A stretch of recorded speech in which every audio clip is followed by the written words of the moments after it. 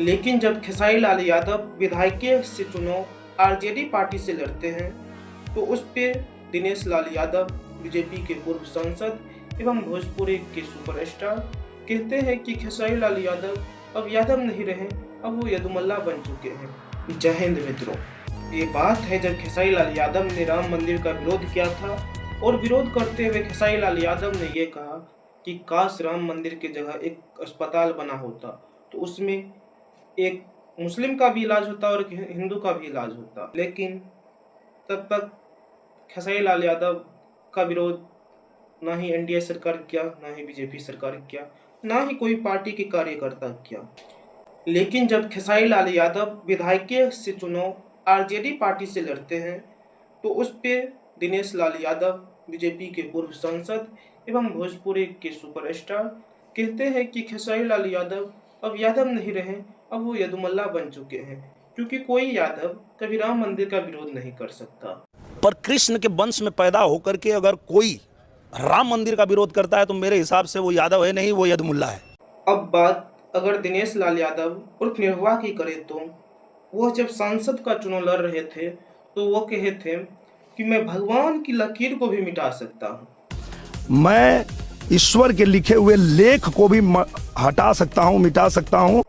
अगर खेसारी लाल यादव राम मंदिर की जगह एक हॉस्पिटल मांगे तो आप उसे सनातन विरोधी, राम विरोधी कहते हैं, आप उसे यदुमुल्ला कहते हैं।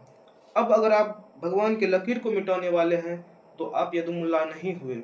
अगर बात करें खेसारी लाल यादव की तो वो अपने वाइफ के साथ हर पर्व मनाते हैं, दिवाली, छठ, करवा चौथ, जो भी पर्व होता है वो अपने फैमिली के साथ साथ अपने वाइफ को भी साथ रखते हैं।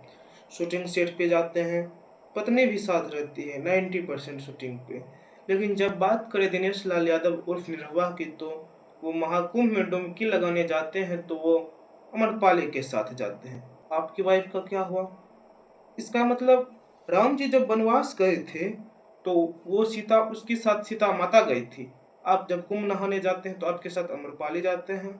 इसका मतलब आप राम जी की विचारधारा पर नहीं चल रहे हैं तो आप भी यदुमुल्ला हुए। और दिनेश लाल यादव जी, आप जब पूज्य महाराज जी से मिलने जाते हैं तो आप अम्रपाली को अर्धांगिनी बोलते हैं।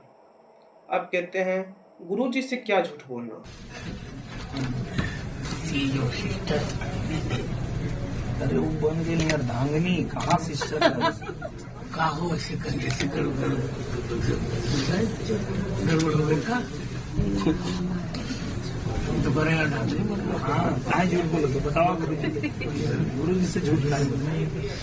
अच्छा, गुरु जी से झूठ नहीं बोलना तो झूठ मतलब पूरी दुनिया से बोलना, मतलब गुरु जी से नहीं बोलना। वही गुरु जी सिखाते हैं कि कभी भी किसी से झूठ नहीं बोलना चाहिए। राम जी कहते हैं कभी भी झूठ नहीं बोलना चाहिए। तो इस हिसाब से आप राम विरोधी हुए कि नहीं? आप राम जी की विचारधारा पर नहीं चलते हैं तो आप राम विरोधी नहीं हुए। इसका मतलब आप भी यदुमुल्ला हैं। दिनेश लाल यादव उर्फ निरहुआ ने कहा कि हम सांसद बन के कुछ ना उखाड़ पाए तो आप विधायक बन के क्या उखाड़ लीजिएगा। कि एक विधायकी का टिकट पा गए हो तो लग रहा है कि अब सब दुनिया को ही आप उखाड़ पखाड़ के फेंक दोगे। क्या कर लोगे यार? विधायक बन ही जाओगे तो क्या कर लोगे? दिनेश लाल यादव उर्फ निरहुआ ने कहा कि हम सांसद बन के कुछ ना उखाड़ पाए तो आप विधायक बन के क्या उखाड़ लीजिएगा।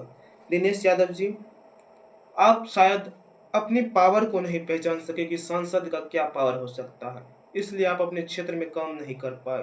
खेसारी लाल यादव ने कहा है कि जब मैं विधायक बनूंगा तो किसी बेटी की सगाई, किसी गरीब माँ की दवाई, किसी गरीब बच्चे की पढ़ाई में कोई बाधा होगी तो सरकार पैसा न दे आई तो खेसारी दी आई।